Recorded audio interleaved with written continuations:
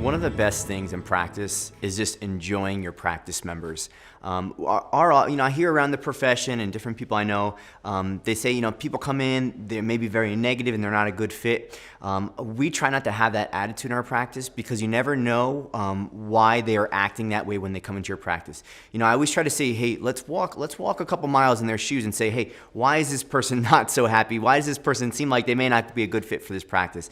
A lot of times, it could be from their past. It could be they're in a lot of pain. They have some issues going on. So relate to people. It's easy to love on people that are easy to love on, people that are like you.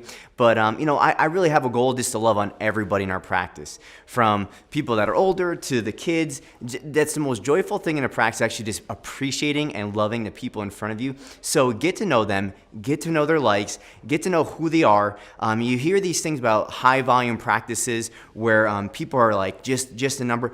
Every single person and individual, find out who they are, find out what makes them tick, find out what their careers are, what their hobbies are, and just love on people, enjoy the process.